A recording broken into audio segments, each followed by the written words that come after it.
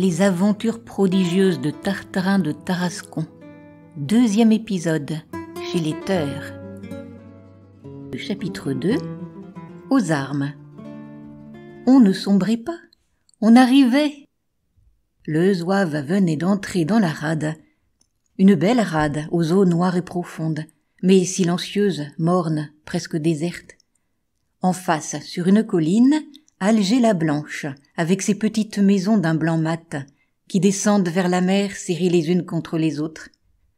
Un étalage de blanchisseuses sur le coteau de Meudon. Par-dessus, un grand ciel de satin bleu. Oh, mais si bleu! L'illustre Tartarin, un peu remis de sa frayeur, regardait le paysage en écoutant avec respect le prince monténégrin qui, debout à ses côtés, lui nommait les différents quartiers de la ville, la Casbah, la ville haute, la rue Badazoum. Très bien élevé ce prince monténégrin.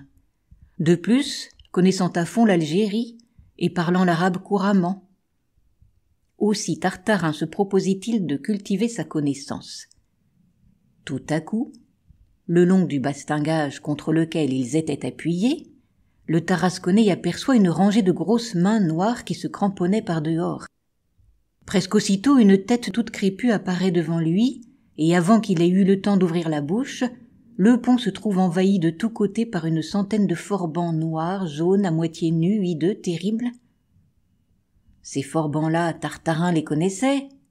C'étaient eux, c'est-à-dire ils, ces fameux ils qu'il avait si souvent cherchés la nuit dans les rues de Tarascon. Enfin, il se décidait donc à venir. D'abord, la surprise le cloua sur place.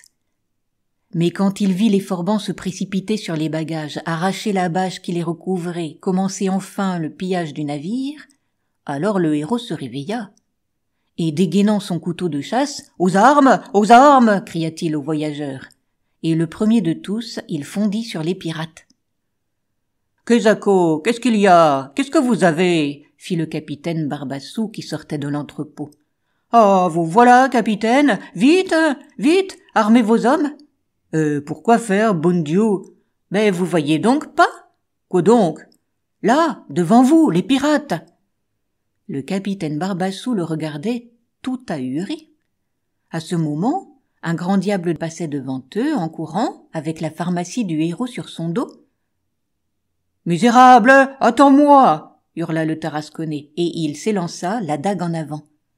Barbassou le rattrapa au vol, et le retenant par sa ceinture, « Mais restez donc tranquille, Trondelire, ce sont pas des pirates, il y a longtemps qu'il n'y en a plus des pirates, ce sont les portefaix. » « Des portefaix? Eh oui, des portefaix qui viennent chercher les bagages pour les porter à terre. » « Rengainez donc votre coutelas, donnez-moi votre billet et marchez derrière ce nègre, un brave garçon qui va vous conduire à terre, et même jusqu'à l'hôtel si vous le désirez. » Un peu confus, Tartarin donna son billet, et se mettant à la suite, descendit par le tire-veille dans une grosse barque qui dansait le long du navire.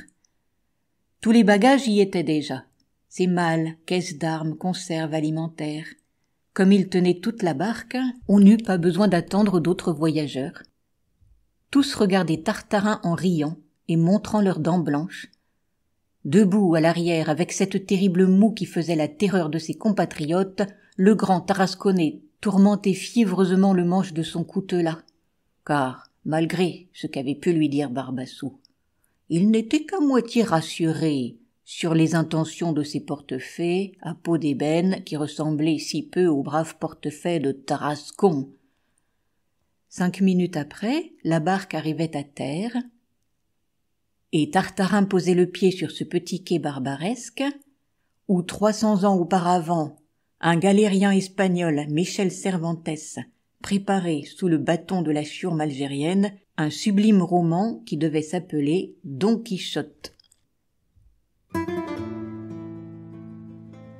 À bientôt pour de nouvelles aventures. Vous pouvez retrouver histoire et poésie sur ma chaîne Entendre lire.